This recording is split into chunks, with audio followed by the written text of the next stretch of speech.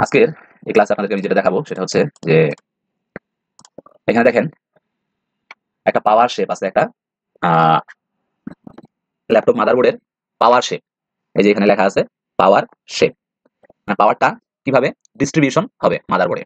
ওকে, তো এখানে দেখতে পাচ্ছেন যে ডেল ইনস্পিরন হচ্ছে 153542 এর পাওয়ার শেপ বা পাওয়ার সিকোয়েন্স, পাওয়ার ব্লক ডায়াগ্রাম উইস্টন কর্পোরেশন। এটা হচ্ছে উইস্টন কর্পোরেশন। এরকম বিভিন্ন ধরনের মাদারবোর্ডের কোম্পানি আছে, ম্যানুফ্যাকচার কোম্পানি।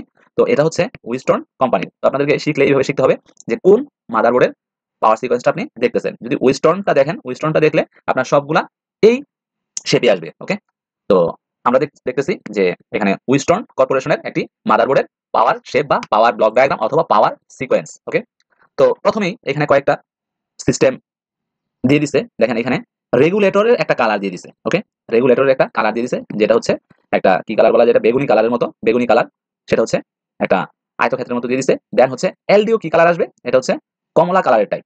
ওকে, আর সুইচ যেখানে সুইচ হবে সেখানে হচ্ছে আপনার আয়তক্ষেত্রের মধ্যে ডট ডট সিস্টেম আর কি, ফাঁকা থাকবে।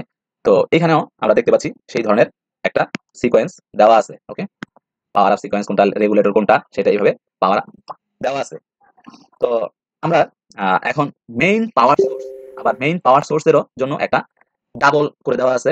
মেইন পাওয়ার সোর্স কোনটা, একটা হচ্ছে অ্যাডাপ্টার, একটা হচ্ছে ব্যাটারি।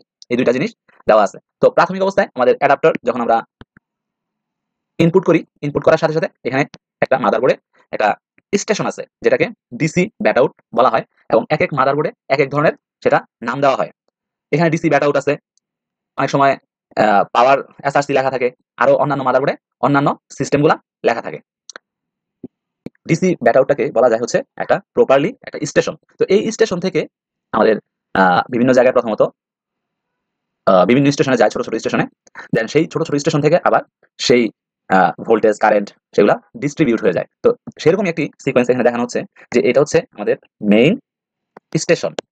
মেইন স্টেশন, এখান থেকে আমাদের এটা হচ্ছে 19 ভোল্ট।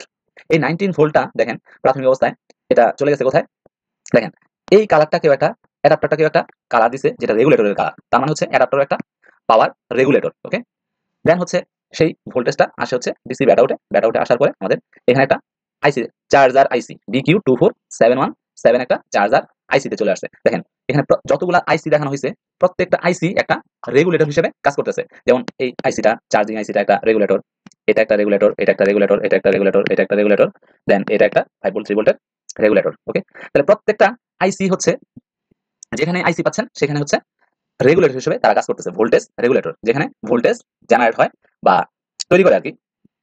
দেন এই ভোল্টেজ গুলাই ছোট ছোট স্টেশনে আবার ভাগ হয়ে যাচ্ছে। এই এই বড় স্টেশন থেকে এটা আসতেছে ছোট স্টেশনে, এই ছোট স্টেশনে, এই ছোট স্টেশনে, এই ছোট স্টেশনে। ওকে, এটা হচ্ছে 19 ভোল্টের একটা লাইন, এটা হচ্ছে 19 ভোল্টের লাইন। তো এইখান থেকে এই ছোট ছোট স্টেশনে আসার পরে জিনিসগুলো আবার ছোট ছোট আবার, যেমন কোনো গ্রামে চলে যাবে, কোনো শহরে চলে যাবে, এরকম আর কি লাইনগুলা। সো এইটা একটা হচ্ছে আমাদের 19 ভোল্ট লাইন, আর এটা হচ্ছে একটা আমাদের 19 ভোল্ট লাইন, মানে মেইন লাইন। ধরেন আমরা ঢাকা থেকে একেবারে ঠাকুরগাঁও যাব, ঠাকুরগাঁও বা পঞ্চগড় আমাদের লাস্ট মাথা, তো সেখানে যাব, সেটা হচ্ছে এই মেইন লাইনগুলা।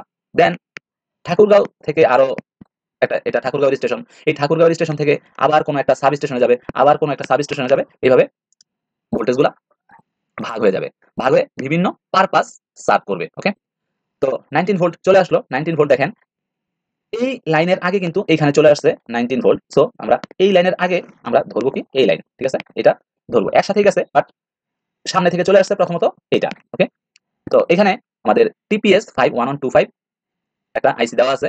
এই আইসিটা কি কাজে লাগে, এই আইসিটা হচ্ছে 5 ভোল্ট 3 ভোল্টের তৈরি করে, যেটা মূলত আমাদের সম্পূর্ণ মাদারবোর্ডকে পরিচালনা করার জন্য প্রয়োজন হয়। আমাদের এই 19 ভোল্ট কিন্তু প্রয়োজন হয় না পুরো মাদারবোর্ডটাকে চালানোর জন্য। আমাদের 5 ভোল্ট এবং জাস্ট 3 ভোল্টকে কনভার্ট করে আমাদের মূলত মাদারবোর্ডটাকে চালানো হয়। ঠিক আছে, তারপরে এই 5 ভোল্টটাও বেশি জায়গা লাগে না, 3 ভোল্ট সব ম্যাক্সিমাম জায়গায় হচ্ছে 3 ভোল্ট সবচেয়ে বেশি লাগে। তার মানে 3 ভোল্টের ব্যাপ্তিটা বেশি মাদারবোর্ডে। ওকে, তো মূল যেটা কথা হচ্ছে সেটা হচ্ছে যে আমাদের এখানে ভোল্টেজটা আইসা বিভিন্ন আবার সেক্টরে ভাগ হয়ে যায়। দেখেন এখানে 5 ভোল্ট, 5 ভোল্ট S5 তৈরি করতেছে, এখানে 3 ভোল্ট S5 তৈরি করতেছে। তারপরে দেখেন এখানে অক্সিলারি, AUX লেখা আছে অক্সিলারি সাহায্যকারী ভোল্টেজ। এই যে 5 ভোল্ট 3 ভোল্ট রেগুলেটর আছে এইখান থেকে আবার কিছু সাহায্যকারী ভোল্টেজ তৈরি হয়, ঠিক আছে? এগুলো হচ্ছে সাহায্যকারী ভোল্টেজ, আর এগুলো হচ্ছে আমাদের 5 ভোল্ট 3 ভোল্টের মেইন পয়েন্ট। দেন 5 ভোল্ট 3 ভোল্ট যখন তৈরি হয়ে গেল, 5 ভোল্ট 3 ভোল্ট যখন তৈরি হয়ে গেল এবং আমাদের এই যে বিভিন্ন আইসিতে আমাদের 19 ভোল্ট চলে আসছে, চলে আসার পরে এরা অটোমেটিক এই কিছু ভোল্টেজ জেনারেট করে, ঠিক আছে? অটোমেটিক কিছু ভোল্টেজ জেনারেট করে।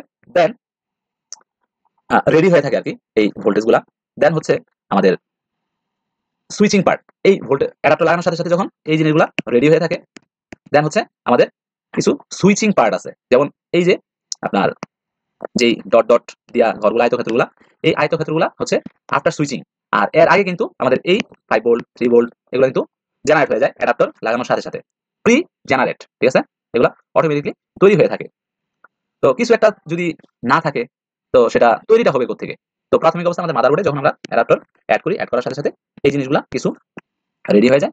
যখন আমরা পাওয়ার প্রেস করি জাস্ট তখন তারা প্রত্যেকে এই যে সুইচ হয়, ঠিক আছে? এই সুইচিং গুলো হয়, এলডিওটা দিয়ে ফেলেছি, এলডিও না, এই এলডিও জেনারেট হয়।